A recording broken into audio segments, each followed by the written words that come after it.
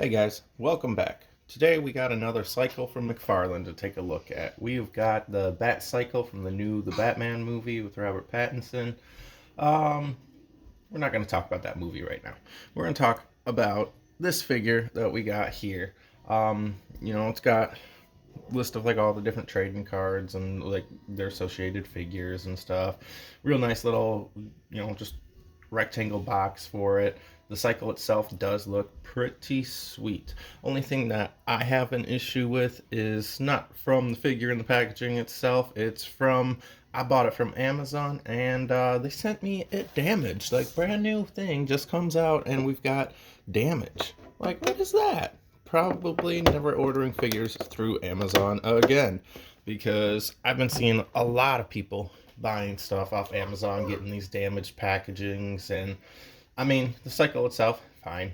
It's just the box, but you should see my collection of boxes. It's getting ridiculous. But yeah, so let's go ahead and pull this guy out and take a look at it. Get into the real good stuff here. Here we have it just straight out of the box, and it looks on first impressions like the only thing we got holding him down is these two rubbery zip tie things here. It looks like that's all that's holding it down. And you can see here in the corner here, it gives you an extra hand for the Batman figure that's supposed to go with it because, he didn't come with his own extra grippy hand. So we've got a trading card for the Batcycle itself, and we've got a stand for the Batcycle. So that's pretty cool and neat. And, let's go ahead and pop these off and see if he's stuck in there somewhere else. No, he is not. All right, this guy, okay, he's not going to stand up on his own. I was hoping he would. I thought he might, just kind of like how that one stands on his own. So it's nice that they give you that stand. So let's go ahead and pull the rest of the stuff out and get right back to it. All right, so we've got the trading card for the Batcycle from the Batman. On the back, we got a little data file, like all these cards have, and it says the real name. It's just the Batcycle, Avi.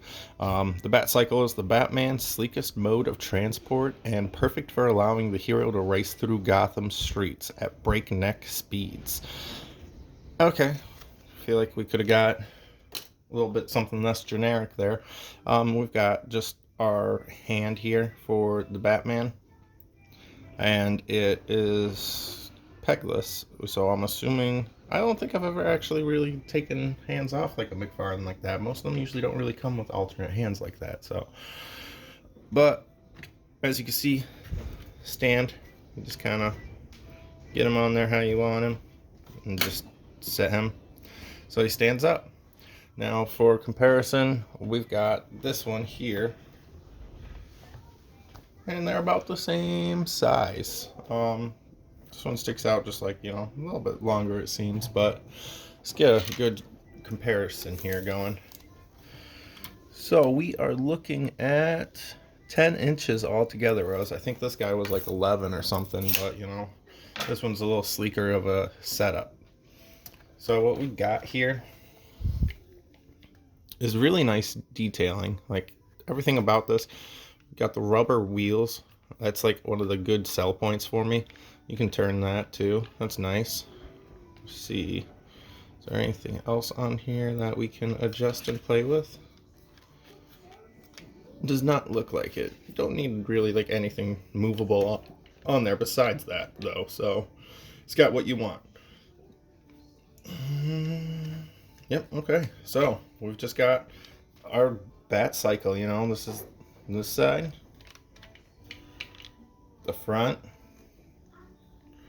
the back. I think the only thing that they could really do better with these is if they added some LEDs to them or something, like gave us like a light up headlight on this one, like, put like LEDs in the eyes or something as like headlights, that would be cool. But, for what they're doing with these, really, really great. So I've got a couple figures here that we're going to try setting up there and everything. We've got the Ultimate Ghostface from NECA. We have got Sub-Zero from Mcfarlane, and then we've got John Cena from Mattel, and we're gonna set them all on there and see how they look on there. And of course, I'm gonna end up throwing Casey Jones on there and seeing how he looks. So give me a second, set some things up, and let's take a look. Now there we've got NECA's Ghostface Ultimate on there.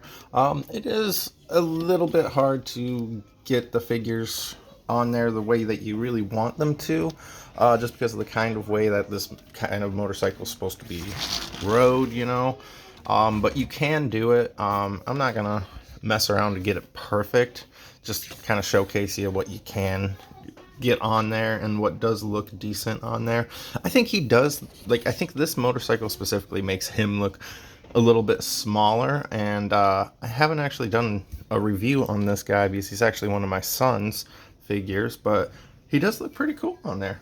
So I'd say, like, just about anything you want to throw on him around like the 7-8 inch line scale of figures is going to work for this.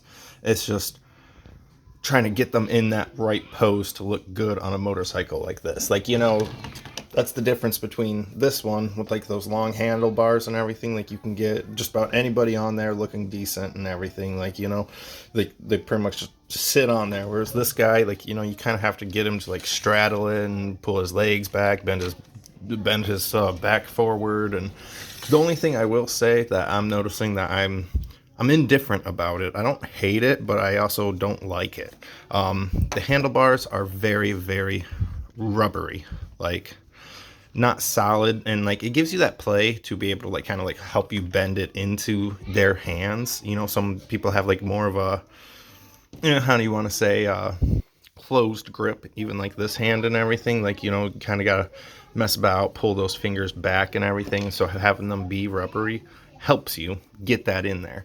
But it also kind of feels it just feels weird. It looks great though. That's the important part. It looks great, but I just don't like rubbery parts. I don't really care for it.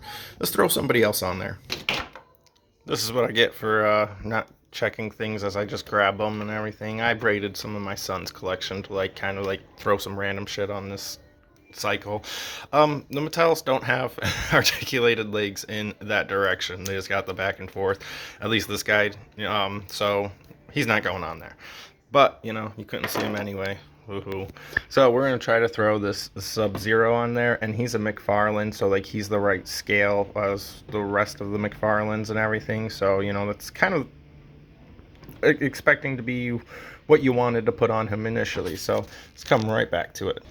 So the few things that you're going to run into, especially like, yeah, I've commented before when I reviewed this, like I want vehicles for like the turtle specifically and everything, and I'm starting to wonder if I'm even going to get a turtle on here, because you know, you got this on this guy, stopping him from really being able to like straddle this motorcycle and everything. Like, he does look like he's on a good scale size with it, you know, that's not an issue. You're going to be able to throw on some different Mcfarlanes, but you got something around the waist area or anything like that, it's going to really hinder their movement, as you know. And it's going to hinder their ability to be able to get up on that motorcycle or not. So we're going to take Casey off, try to throw him on there, and that'll give us a real good idea of what we can and can't put on here.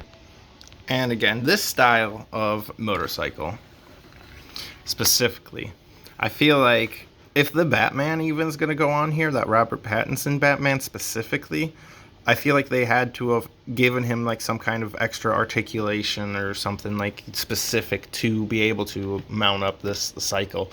Like, you can get them looking okay, but you're not going to have them looking forward. We're lacking a good back articulation to give that like good like doggy style hunch in their fucking back area to really like be able to mount up on this motorcycle the way that you want them to. There's some figures that have that extra crunch, and we don't have that on any of the ones we pulled out here. You could probably spend like an hour looking around and find something that looks really good on here, but for what I wanted it specifically for, I'm on a lost cause with it.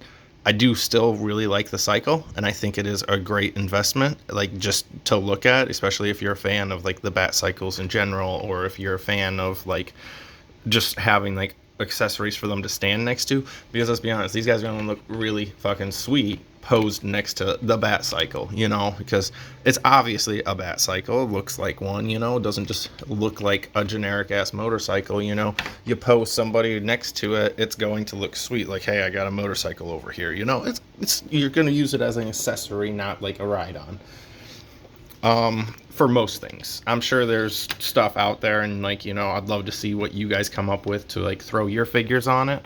But there you have it, the Robert Pattinson Batcycle from the Batman from Mcfarlane. Thanks, guys.